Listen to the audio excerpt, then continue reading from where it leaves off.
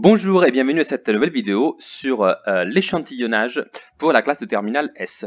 Dans cette vidéo, on va prendre trois décisions. Autrement dit, on va étudier trois exercices dans lesquels, grâce à l'intervalle de fluctuation, on va pouvoir prendre des décisions. Je m'explique. Dans ces exercices qu'on va voir aujourd'hui, on va tout le temps en fait essayer de répondre à des questions du type peut-on rejeter cette hypothèse? Peut-on être d'accord avec l'affirmation de l'entreprise? Et ce type d'exercice, on l'appelle en général la prise de décision, ou parfois on l'appelle aussi le fait de tester une hypothèse. En général, du coup, il y a une donnée qui vous est fournie, et cette donnée doit être vérifiée. C'est-à-dire que grâce à l'intervalle de fluctuation, on doit essayer de déterminer si le résultat obtenu dans un échantillon pour vérifier cette hypothèse est effectivement réaliste ou pas.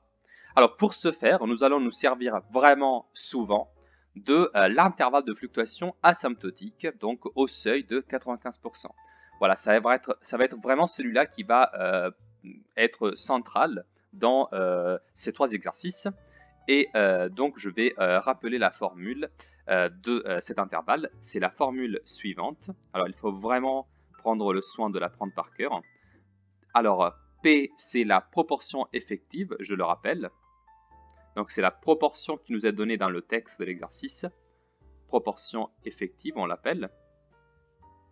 Et l'autre seul paramètre qui va nous permettre de calculer cet intervalle de fluctuation asymptotique, ça va être du coup, encore une fois, la proportion effective qui apparaît ici. Et là, on va avoir la taille de l'échantillon qu'on indique en général avec la lettre N.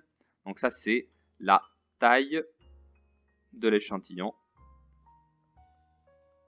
Et c'est toujours présent dans le texte, effectivement. Point virgule. Et ensuite, on écrit la même chose, mais avec un plus. D'accord? Donc, plus 1,96 fois racine carrée de P fois 1 moins P divisé par racine carrée de N. Et je ferme mon intervalle. Voilà. Maintenant, lisons le texte de l'exercice. On va voir donc trois exemples. La société de location propose à ses clients deux contrats de location, un contrat de courte durée et un de longue durée. La directrice de cette société affirme que 80% des clients demandent un contrat de courte durée. Et sur les 600 derniers contrats, 550 étaient de contrats de courte durée. Très bien. Donc on sait que dans cet échantillon, 550 sur 600, ça c'est la fréquence donc des contrats de courte durée. Première question, supposons que l'affirmation est correcte, déterminer l'intervalle de fluctuation asymptotique au seuil de 95% de la fréquence des contrats de courte durée. Pour ce faire, il faut vérifier trois hypothèses. Ces trois hypothèses sont les trois hypothèses suivantes. M doit être supérieur ou égal à 30, N fois P doit être supérieur ou égal à 5, et N fois 1 moins P doit être lui aussi supérieur ou égal à 5. Alors je les vérifie du coup. N ici, c'est égal à 600, parce qu'on considère les 600 derniers contrats signés comme notre échantillon. N fois P, ce sera du coup 600 fois 0,8, parce que ici, notre P, notre proportion effective, elle nous est donnée juste ici, c'est 80% des clients qui demandent un contrat de courte durée. Donc si on effectue cette opération, on trouve comme résultat 480, or 480 c'est bien supérieur ou égal à 5. Et enfin, on fait du coup 600 fois 1 moins P, donc 1 moins 0,8, ça fait 0,2. Et si vous effectuez cette opération, ça vous donne 120, donc c'est visiblement supérieur ou égal à 5. Donc on a vérifié les trois hypothèses. Maintenant, je prends ma formule et je remplace mes données pour calculer l'intervalle de fluctuation asymptotique à 95% de seuil. Donc, j'écris du coup ce que vous devez marquer à la calculatrice et puis je vous donnerai le résultat. Ça va être 0,8 moins 1,96 fois racine carrée de 0,8 fois 0,2 divisé par la racine carrée de 600. C'est la taille de l'échantillon, ne l'oublions jamais. Point virgule, la même chose exacte, sauf qu'au milieu il y aura un plus cette fois-ci. Donc 1,96 fois 0,8 fois 0,2 divisé par racine carrée de 600.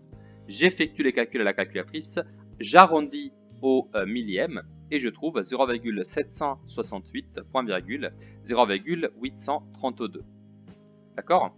Donc cet intervalle de fluctuation asymptotique, c'est celui-là, en arrondissant du coup au millième. Je vais juste marquer du coup que là j'ai arrondi. D'accord? Donc je regarde maintenant l'intervalle que j'ai obtenu et j'ai répondu à la question. Donc je peux lire la question suivante et vous voyez, la prise de décision, elle est dans cette question. Vous lisez que la question, hein, si juste le texte, hein, c'est que peut-on penser de l'affirmation? En gros, on demande votre avis. Cet avis, c'est donc la prise de décision dont on parle. C'est le fait que vous devez décider si cette affirmation, elle est correcte, réaliste ou pas du tout. Alors, pour le savoir, je dois vérifier si du coup, la fréquence dans mon échantillon appartient ou pas, donc appartient ou n'appartient pas à l'intervalle. Ça, c'est la question. Alors, la fréquence, c'est 550 divisé par 600, parce que c'est ça le nombre de contrats de courte durée choisis sur les derniers 600. Et ça, si vous le calculez, ça fait approximativement 0,917. Or, la question, c'est est-ce que 0,917 appartient ou pas à l'intervalle 0,768, 0,832. Visiblement, ça n'y appartient pas. D'accord? Donc, ce qu'on peut faire, c'est qu'on peut penser que cette affirmation est fausse. Et on sait que sera fausse, donc, au seuil de 95%. C'est-à-dire qu'on a plus de 95, au moins donc plus que 95% de probabilité que cette affirmation soit fausse. Voilà. Voilà donc votre prise de décision, voilà votre test de l'hypothèse qu'on avait fait, donc que l'hypothèse était que 0,8 était la probabilité d'avoir donc un contrat de courte durée. Or, on voit très bien que dans cet échantillon qu'on a considéré, de cet échantillon, on peut déduire que c'est probablement faux. Voilà. On passe donc à un autre exercice, vous allez voir, ça va être la même chose. D'accord? Exactement le même procédé, mais voilà, j'aimerais vous donner du coup plusieurs exemples d'application de cette technique. Alors, l'entreprise A annonce que le pourcentage de moteurs défectueux dans la production est égal à 1%. Afin de vérifier cette... Donc voilà, je commence à noter mes données, hein, 1%. Afin de vérifier cette affirmation, 800 moteurs sont prélevés au hasard. On constate que 15 moteurs sont détectés comme étant défectueux. Le résultat de ce test remet-il en question l'annonce de l'entreprise? Justifié, on pourra céder dans l'intervalle de fluctuation. Vous voyez qu'ici, il vous indique même qu'il vaut mieux utiliser l'intervalle de fluctuation. Et donc, j'ai oublié de souligner cette information-là. Bien sûr, c'est 15 moteurs qui sont défectueux. Avec ces trois données-là, donc ces trois chiffres que je viens de souligner, je peux tout faire. Alors déjà, je vais donc identifier quelle est la proportion effective, P. Donc, on sait que on nous affirme, on nous annonce que ce pourcentage de moteurs défectueux, c'est 1%. Or, 1%, c'est 0,01 exprimé en proportion. Ensuite, on sait que la taille de l'échantillon, c'est 800. Ça, c'est facile parce qu'on nous dit que les 800 moteurs sont prélevés au hasard. Et enfin, la fréquence, on l'appelle F0 en général, la fréquence dans cet échantillon pour cette même caractéristique, c'est-à-dire pour la proportion, donc, dans seulement l'échantillon, attention, hein, des moteurs défectueux, c'est du coup 15 sur 800. Alors, 15 sur 800, on peut le calculer facilement, hein, ça fait approximativement 0,018. D'accord? Donc ça, c'est déjà fait. Ok. Maintenant, la question c'est, est-ce que le résultat de ces tests remet en question l'annonce de l'entreprise A? Alors avec ces trois données-là, la première chose que je fais, je vérifie les hypothèses. D'accord? Donc les trois hypothèses qu'il faut vérifier, je vous le rappelle, c'est n supérieur ou égal à 30, n fois p supérieur ou égal à 5 et n fois 1 moins p supérieur ou égal à 5. Je les vérifie. Alors, visiblement, 800, il est supérieur ou égal à 30. Alors là, ça va. Ensuite, 800 fois 0,01, ça fait 8. 8 est supérieur ou égal à 5, c'est bon. Et 800 fois 0,99, c'est-à-dire 1 moins 0,01, ça fait 792. Et ça, c'est visiblement supérieur ou égal à 5. Donc, vérifier, vérifier, vérifier. Je vais donc écrire l'intervalle de fluctuation asymptotique au seuil de 95% avec les données à ma disposition. Et je vais donc dire que 0,01 moins 1,96 fois la racine carrée de du coup 0,01 fois 0,99 divisé par la racine carrée de 800, point virgule 0,01 plus 1,96 fois la racine carrée de 0,01 fois 0,99, le tout divisé par la racine carrée de 800. C'est donc ça mon intervalle de fluctuation asymptotique au seuil de 95%. Si j'effectue donc les calculs à la calculatrice avec ces données-là, je trouve en arrondissant au millième, eh bien les valeurs 0,003, point virgule, 0,017. D'accord? Donc ça c'est mon intervalle au seuil de 95%. Maintenant, je dois l'exploiter et donc je passe à vérifier si la fréquence que j'ai trouvée, donc F0 0,018, appartient à cet intervalle ou pas. Et donc j'écris 0,018 comparé avec cet intervalle et visiblement je vois que 0,018 n'y appartient pas parce que effectivement il est supérieur à l'extrême de droite 0,017. Et donc je vais écrire une phrase pour résumer ce que je viens de trouver. Oui, ce résultat remet en question l'annonce de l'entreprise. Voilà, vous voyez, facile, et c'est toujours la même méthode. Voilà, on est vraiment dans un schéma très classique, très typique. Il faut juste identifier quelles sont la proportion effective P, N la taille de l'échantillon et la fréquence dans l'échantillon F0. Je passe à un dernier exemple maintenant. Alors cet exemple est un peu plus, disons, compliqué, mais c'est plus une question de langage qui le rend compliqué que les opérations qu'il faut faire. Alors déjà, c'est un exercice typique du baccalauréat, c'est-à-dire les affirmations. Oui, je l'ai tiré donc d'une liste de 5 affirmations, et de chacune, donc, il faut déterminer si les affirmations sont vraies ou fausses. Ok? Ça, c'est donc juste pour vous remettre dans le contexte de l'exercice du bac. Et l'affirmation qui nous intéresse, du coup, c'est celle-là. Mais avant donc de la lire, moi je vous conseille de commencer par toujours trouver les informations cruciales dans le texte. Alors lisons du coup le texte. On sait que 39% de la population française est du groupe sanguin A. Vous voyez, quand on vous dit qu'on sait quelque chose, ça veut dire que par rapport donc à la population totale, la proportion effective sera égale à 0,39. D'accord? Parce qu'on s'intéresse visiblement au groupe sanguin A+. On cherche à savoir si cette proportion est la même parmi les donneurs de sang. Donc les donneurs de sang, c'est un groupe bien spécifique, vous voyez bien? Très bien. On interroge 183 donneurs de sang et parmi eux, 34% sont de groupe sanguin A+. Alors du coup, je me souligne les informations cruciales. On interroge 183 donneurs de sang, ça veut dire que notre échantillon, il est de taille égale à 183. Ça, c'est super. Et ensuite, on a que la fréquence dans l'échantillon, c'est de 34%, donc 0,34. D'accord? Parce que parmi ces 183, on en a du coup 34%, autrement dit 0,34, exprimé du coup entre 0 et 1, de ce groupe sanguin.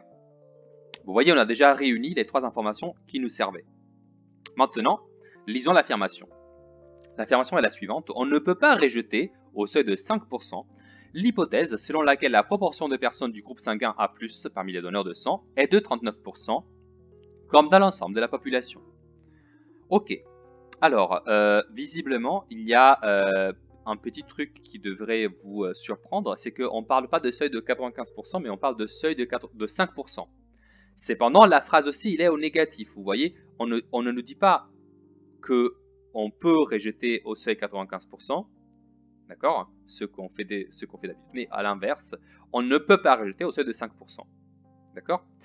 Voilà, on va étudier la situation, on va dire, et ensuite on va relire cette phrase, et je pense que ça va nous paraître beaucoup plus clair. Déjà, je vérifie donc les trois hypothèses qu'il faut. Donc, n doit être supérieur ou égal à 30, je vous le rappelle. N fois P supérieur ou égal à 5, et n fois 1 moins p supérieur ou égal à 5. J'effectue les calculs pour ces trois hypothèses. Alors visiblement 183 il est supérieur ou égal à 30. Quelle surprise! Ensuite, j'effectue les calculs 183 fois 0,39. Ça me donnera 71,37 qui est visiblement supérieur ou égal à 5. Ensuite, j'ai 183 fois 0,61. Ça donne 111,63, visiblement supérieur ou égal à 5. Et donc voilà, mes trois hypothèses sont vérifiées, 1, 2 et 3. Excellent. Maintenant, je calcule l'intervalle. Alors, je vous écris encore une fois quel est le calcul qu'il faut faire.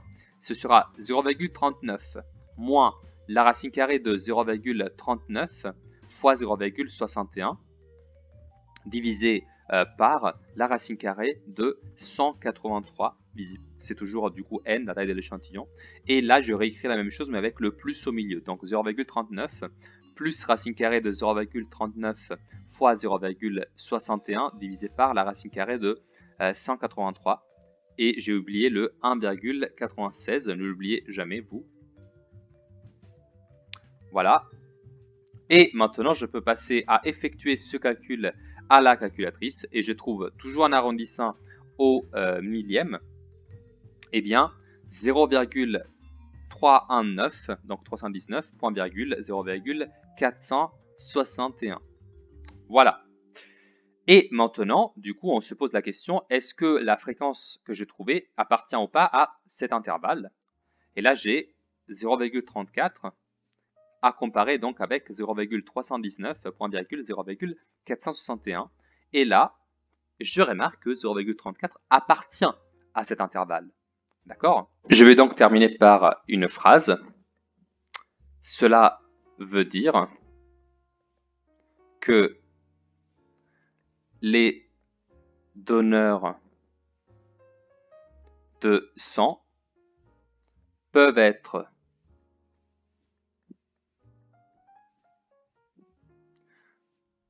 39% du groupe A+. » D'accord?